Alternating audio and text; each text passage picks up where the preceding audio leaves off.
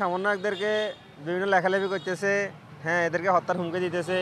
আমরা সাধারণ মানুষ এটা নিয়ে খুবই হতাশ এবং খুবই আতঙ্কিত আছি। আমি লক্ষ্মীপুর জেলায় কোটা সংস্কার আন্দোলন 4 আগস্ট গুলিবিদ্ধ হই, তার আগে তো হুমকি দুমকি দিয়েছিল, আমার ফ্যামিলিকেও হুমকি দুমকি দিয়েছিল, এখনও হুমকি দুমকি পাইতেছি।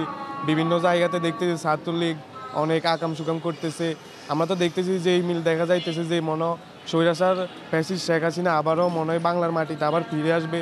আমরা তো এটার জন্য আন্দোলন করি নাই, এবং গুলি খাইছি, তারপরে তো আমরা দেখতেছি মানে পরিস্থিতি কেমন ভয়াবহ হইতেছে, হুমকি দামকি, দেয়ালে জয় বাংলা লিখতেছে, বিভিন্ন সমস্যা। আমরা প্রশাসনের কাছে জোর দাবি জানাই এইসব বন্ধ করার জন্য, দোষীদেরকে আইনের আওতায় এনে শাস্তি দেওয়ার জন্য।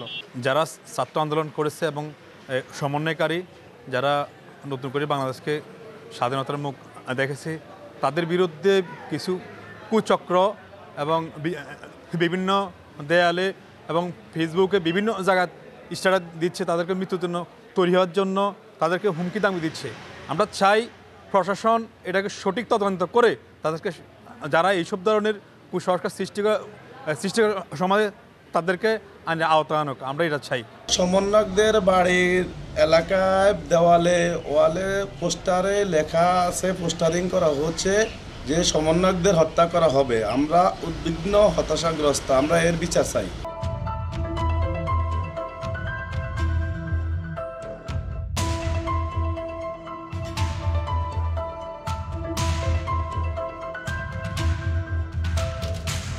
সমন্বয়কদের উদ্দেশ্য করে বিভিন্ন দেয়াল লিখন আমাদের নজরে এসেছে।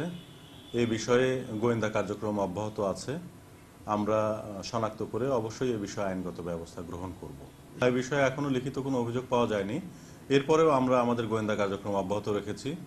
এই সমস্ত অপরাধ বা দুষ্কৃতি বলি, এদের সঙ্গে যারা জড়িত, যাতে তারা কোনো বিশৃঙ্খলা সৃষ্টি করতে না পারে, সে বিষয়ে আমরা সতর্ক রয়েছি।